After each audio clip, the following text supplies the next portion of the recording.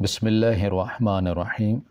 السلام علیکم۔ کچھ عرصہ پہلے ہی مجھے اسپتال میں نوکری ملی تھی۔ اس سے پہلے میں ایک بہت بڑے اسپتال میں کام کیا کرتی تھی، لیکن وہاں کام کا لوڈ بہت زیادہ تھا اور میری طبیعت ناساز تھی، اسی لیے میں نے وہ نوکری چھوڑ دی۔ لیکن بغیر نوکری کے گزارا ناممکن تھا، اسی لیے میں نے ڈھونڈ ڈھانڈ کر یہ چھوٹا سا اسپتال نکالا جس میں بہت زیادہ مریض نہیں آتے تھے اور میرے لیے کام کرنا بھی آسان تھا۔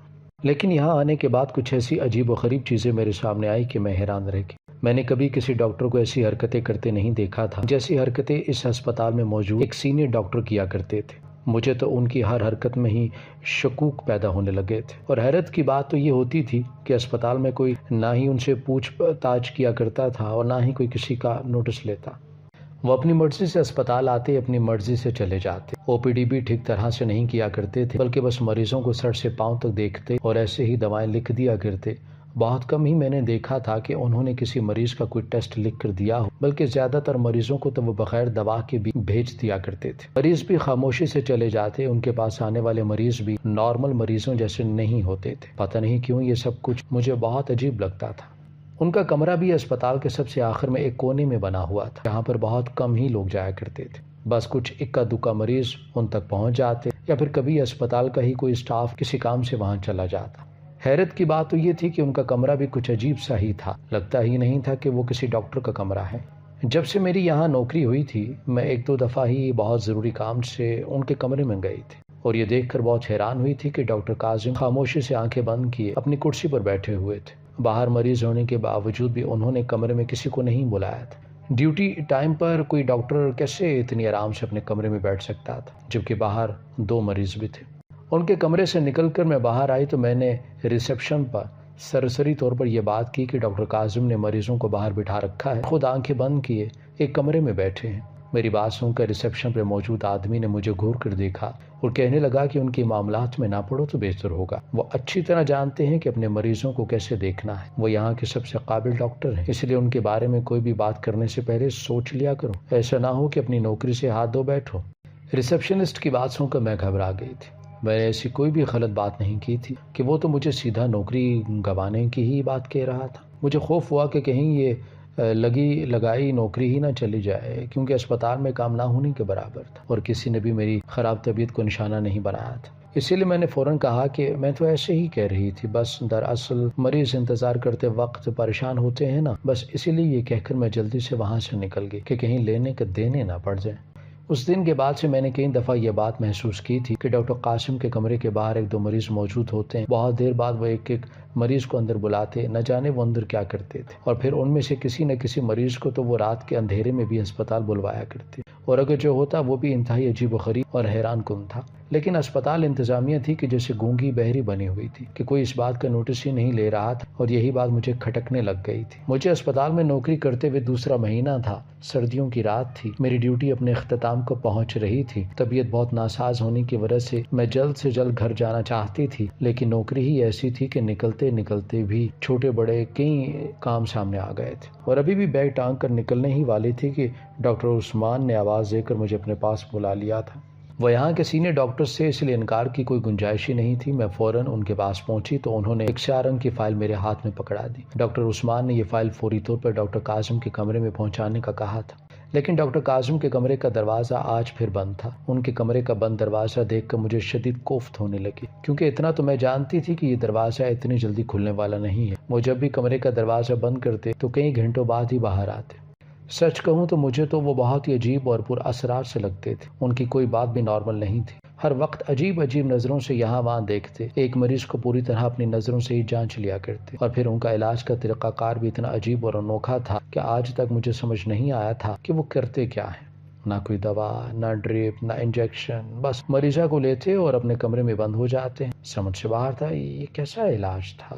میں نے گھڑی پر نظر ڈالی تو رات کے 10 بج رہے تھے۔ میرے لیے مزید رکنا ممکن نہیں تھا، کیونکہ اماں بھی میرا انتظار کر رہی تھی اور کھانس کھانس کر میری پسلی میں درد ہو گیا تھا۔ میں نے ایک نظر ان کے کمرے کے بند دروازے پر ڈالی اور سوچنے لگی کہ پتہ نہیں وہ اندر کیا کر رہے ہوں گے۔ میں نے سنا تھا کہ ان کے مریضوں کا علاج کرنے کا یہی طریقہ کار ہے، لیکن یہ بات مجھے بہت عجیب سی محسوس ہوتی۔ میں کئی سالوں سے نرسنگ کر رہی تھی، لیکن میں نے آج تک کسی ڈاکٹر کو اس طرح بند کمرے میں علاج کرتے نہیں دیکھا تھا۔ اور حیرت کی بات تو یہ تھی کہ اکثر میں نے مریضوں کو ان کے کمرے سے بہت خوش باش نکلتے دیکھا تھا، جیسے اندر علاج نہیں بلکہ کچھ اور ہی ہو رہا ہو۔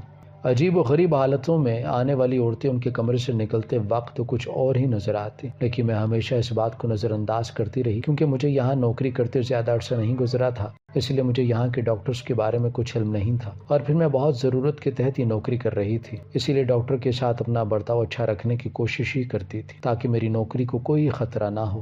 پچھلے کچھ دنوں سے مستقل میری طبیعت خراب رہنے کے باوجود بھی میں نے کوئی چھٹی نہیں کی تھی، اور آج بھی میری طبیعت ٹھیک نہیں تھی، اسی لیے مجھے چھٹی کی جلدی تھی۔ جب ہی نہ چاہتے ہوئے بھی میں نے ان کے کمرے کا دروازہ بجایا اور آواز دے کر کہا کہ میں فاطمہ ہوں، آپ کو ایک فائل پہنچانے آئی ہوں، لیکن اندر سے ڈاکٹر کاظم کی سخت آواز آئی۔ وہ کہنے لگی آپ فائل کاؤنٹر پر چھوڑ جائیں، میں خود لے لوں گا، اس طرح علاج کے وقت میرا دروازہ نہ بجایا کریں۔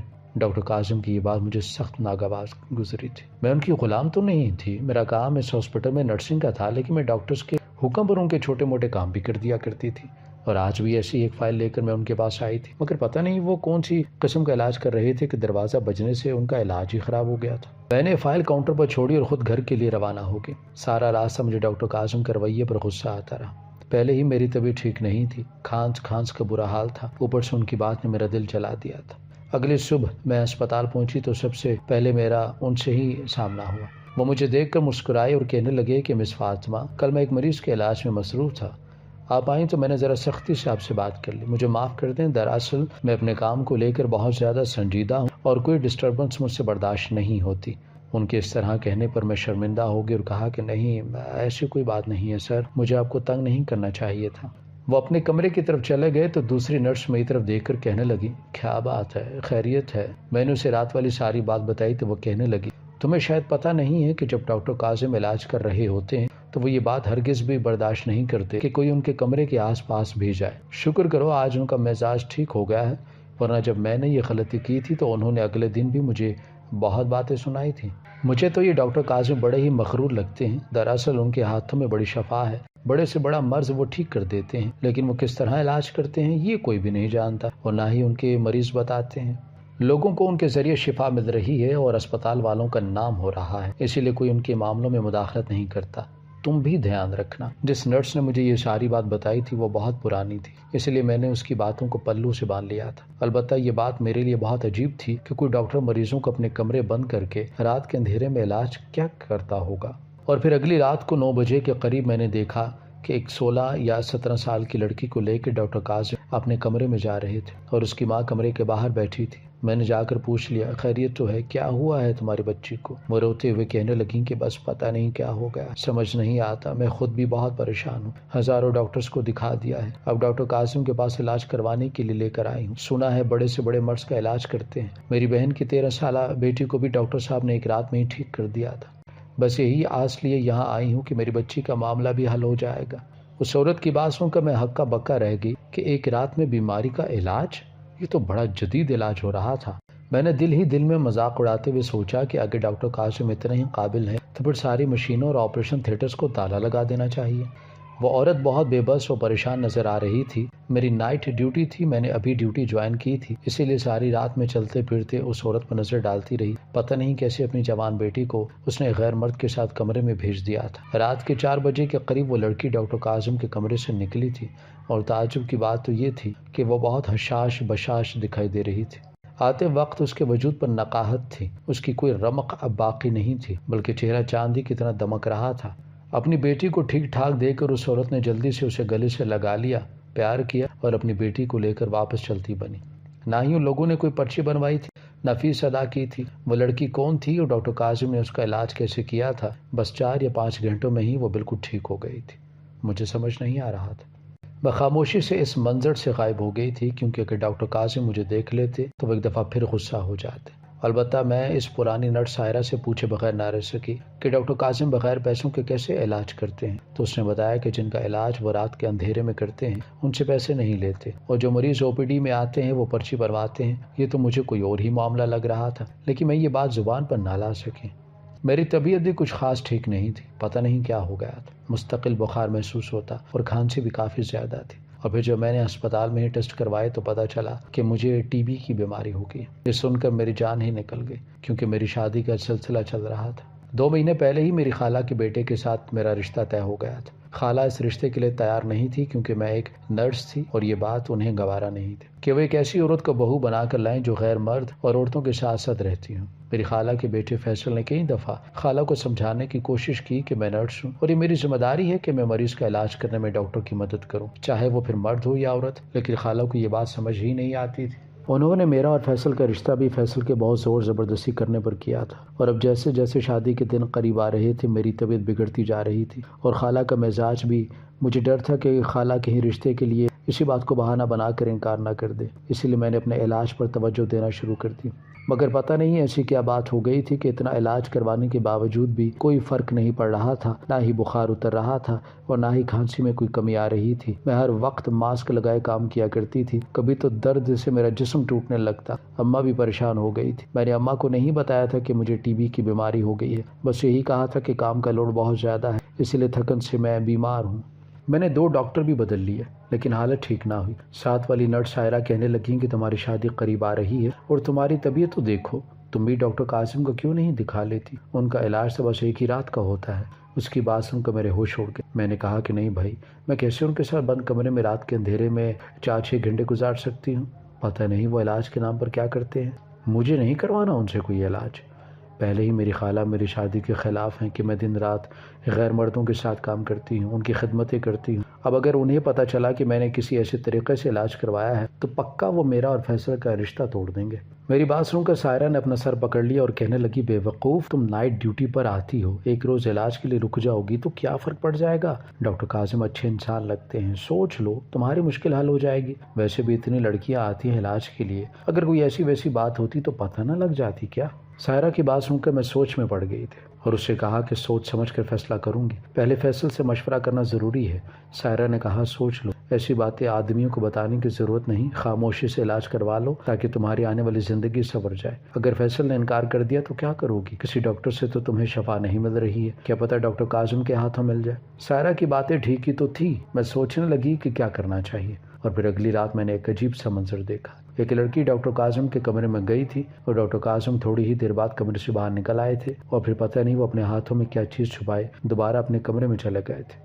میں مزید سوچ میں پڑ گئی اور پھر میں نے فیصلہ کیا کہ میں ڈاکٹر قاسم سے علاج کرواؤں گی تاکہ یہ گتھی بھی سلجھ جائے گی کہ وہ کمرے میں کیا کرتے ہیں اور میرا مسئلہ بھی حل ہو جائے۔ ویسے بھی اگر میری یہ بیماری ختم نہ ہوتی تو خالہ کبھی میری اور فیصل کی شادی نہ ہونے دیتی۔ اگلی صبح چھٹی سے پہلے میں ڈاکٹر قاسم کے کمرے میں گئی، انہیں اپنی رپورٹس دکھائی اور انہیں اپنی شادی کے متعلق بھی بتا دیا اور ان سے درخواست کی کہ وہ میرا بھی علاج کر دیں۔ ڈاکٹر قاسم نے کچھ دوائیں پرچے لکھ کر دی، میرے حوالے کی اور کہنے لگی کہ آپ ان کا استعمال کریں، جلد ٹھیک ہو جائیں گے۔ میں نے خاموشی سے وہ پرچہ پکڑا اور پورا ایک پروسیس تھا جس کے ذریعے ٹی بی کا علاج ہونا تھا۔ بڑی مشکل سے میں نے ہکلاتے ہوئے ان سے کہا کہ ڈاکٹر صاحب، میں تو اتنے لمبے علاج کے چکر میں نہیں پڑ سکتی، میری شادی میں بہت کم دن ہیں، جس طرح آپ دوسرے لوگوں کا ایک رات میں علاج کرتے ہیں میں بھی ویسے ہی کروانا چاہتی ہوں۔ میری بات سن کر ڈاکٹر قاسم سوچ میں پڑ گئے اور کہنے لگیں کہ وہ علاج ہر کوئی برداشت نہیں کر سکتا، اسی لیے میں ہر کسی کو اس علاج کے لیے بھی نہیں کہتا۔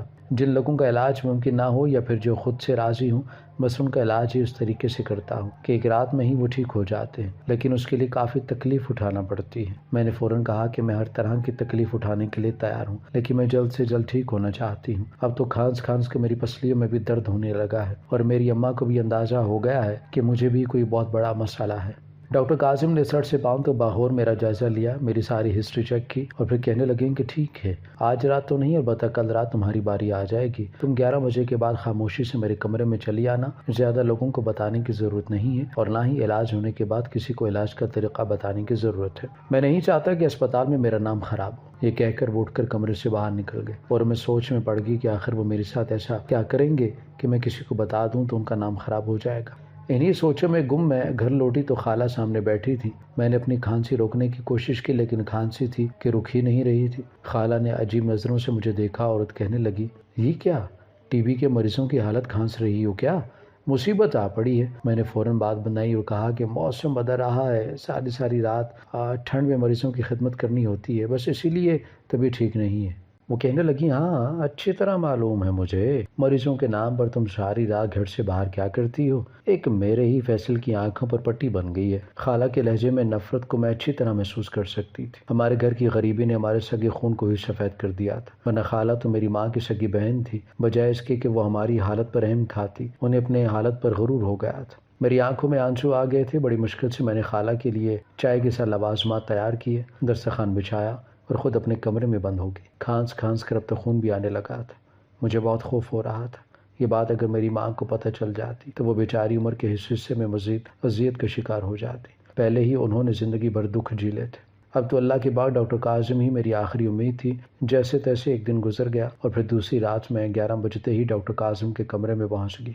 میں نے یہ بات سائرہ کو بھی نہیں بتائی تھی۔ جیسے ہی میں کمرے میں داخل ہوئی تو میرے رونگٹے کھڑے ہو گئے، کیونکہ کمرے میں صرف ڈاکٹر کاظم نہیں تھے بلکہ ان کے ساتھ ایک اور آدمی بھی موجود تھا۔ ڈاکٹر کاظم نے جلدی سے دروازے کی کنڈی لگائی اور مجھے اندر آنے کا اشارہ کیا۔ مجھے بہت زیادہ خوف آ رہا تھا، پتہ نہیں اب یہ دونوں مل کر میرے ساتھ کیا کرنے والے ہیں۔ مجھے تو اندازہ ہی نہیں تھا کہ کمرے میں ڈاکٹر کاظم کے ساتھ کوئی اور آدمی بھی موجود ہوگا۔ میرا دل چاہا کہ میں الٹے قدموں اس کمرے سے باہر نکل جاؤں، لیکن اب میں یہاں آ چکی تھی اور ڈاکٹر کاظم میرے سامنے تھے۔ واپسی ممکن نہ تھی، اور پھر کھانسی نے بھی مجھے بے حال کر رکھا تھا۔ میں خاموشی سے ان دونوں آدمیوں کے سامنے بیٹھ گئی۔ وہ دوسرا آدمی کچھ عجیب و غریب حلیے میں تھا، سفید رنگ کا جبہ پہن رکھا تھا، وہ داڑھی بھی سفید رنگ کی تھی۔ اس کی نیلی نیلی آنکھیں مجھ پر جمی ہوئی تھی، اور پھر کچھ ہی دیر میں اس نے اپنی آنکھیں بند کر لی اور کچھ پڑھائی کرنے لگا۔ ڈاکٹر کاظم بھی ہاتھ باندھے وہیں بیٹھے تھے۔ کافی دیر تک پڑھائی کرنے کے بعد انہوں نے مجھ پر پھونک ماری۔ ڈاکٹر کاظم سے پانی منگوایا، اس برتن پر بھی پھونکا اور مجھے پکڑا کر کہنے لگیں کہ بیٹا نماز کی پابندی کرو، میں تمہیں ایک وظیفہ بتاتا ہوں، اسے بھی ہر نماز کے بعد پڑھو، انشاءاللہ ہفتے بھر میں تم ٹھیک ہو جاؤ گی۔ ان کی پھونک کے بعد مجھے ایسا لگا تھا جیسے میری روح میں سکون اتر گیا ہو۔ میں نے آنکھیں کھول کر ایک نظر ڈاکٹر کاظم کو دیکھا تو وہ مسکرا کر کہنے لگے ہو گیا ہے آپ کا علاج، یہ میرے روحانی استاد ہیں، اور جب کسی مریض کا علاج دواؤں کے ذریعے جلدی ممکن نہیں ہو پاتا تو پھر میں اپنے استاد کے ذریعے روحانی علاج کرواتا ہوں اور میرے مریض جلد شفایاب ہو جاتے ہیں۔ ان کی روحانی استاد نے مجھے سورہ رحمان کی کچھ آیتوں کا ورد بتایا اور کہا کہ مجھے ان کی پابندی کرنی ہوگی۔ میں نے ان کی بات کو اپنے پلو سے باندھ دیا اور باہر نکل آئی۔